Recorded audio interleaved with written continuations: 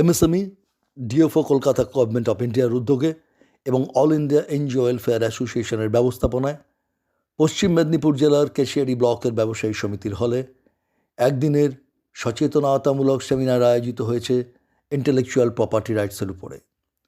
South Bengal ব্যবসায়ী সমিতির সভাপতি তপন কুমার দাস এবং ফাউন্ডার সেক্রেটারি রাজেন্দ্র কুমার চৌধুরী এই প্রোগ্রামের ভূয়সী প্রশংসা করেছেন। প্রধান স্পিকার ছিলেন doctor S K Mitra, DST government of West বেঙ্গলের অ্যাডভাইজার এবং প্রাক্তন ডেপুটি কন্ট্রোলার অফ পেটেন্টস, কেন্দ্রীয় সরকার। সম্মানীয় অতিথি এবং স্পিকার হিসেবে উপস্থিত ছিলেন এমএসএমই ডিএফও কলকাতার অ্যাসিস্ট্যান্ট ডিরেক্টর অচিন্ত ভট্টাচার্য, সীতানাথ মুখার্জি ও তারক কংসবণী, এবং উপস্থিত ছিলেন সমাজবিজ্ঞানী ডক্টর তাপস কুমার দে মহাশয়। প্রোগ্রামে ৬৫ জন উদ্যোগী উপস্থিত ছিলেন। সমগ্র অনুষ্ঠানটির পরিচালনায় ছিলেন প্রজেক্ট ম্যানেজার কৌশিক পাল মহাশয় এবং প্রজেক্ট অফিসার কাঞ্চন দে মহাশয়। উপস্থিত সকল উদ্যোগীদের আবদার এই ধরনের প্রোগ্রাম আগামীতেও আবার অনুষ্ঠিত করার জন্য। সারা বছর রাজ্যব্যাপী national chamber of cottage and small কেজ ইন্ডাস্ট্রির ব্যবসায়ী ও উদ্যোগপতিদের উন্নয়ন এবং স্বনির্ভর হওয়ার জন্য নানাবিধ সেমিনার এবং ট্রেনিংয়ের ব্যবস্থা করে চলেছে।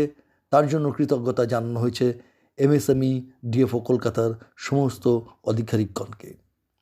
উপস্থিত ব্যবসায়ীদের অনুরোধে আগামীতে national chamber of cottage and small কেজ ইন্ডাস্ট্রিজের পক্ষ থেকে উদ্যম রেজিস্ট্রেশনের জন্য ক্যাম্প করা হবে, এই মর্মে জানান এনজিও ওয়েলফেয়ার অ্যাসোসিয়েশনের চেয়ারম্যান ডক্টর তাপস কুমার দে মহাশয়।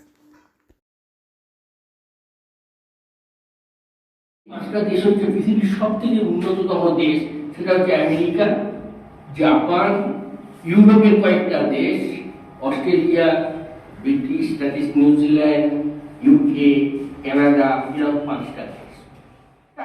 আমাদেরকে একটা কাজ হয়েছে, সেটা হচ্ছে আইপিআর রিলেটেড, যেগুলো হয়তো আপনারা প্রথমবার পরিচিত হবেন। এরকম ইন্টেলেকচুয়াল প্রপার্টি রাইট এর যে কম্পোনেন্ট কি কি আছে, ব্র্যান্ডিং, লোগো বা আপনাদের নতুন চিন্তা ভাবনা, এগুলো আপনারা কিভাবে প্রোটেক্ট করবেন, এইগুলো সম্বন্ধে আমাদের একটু নলেজ কম।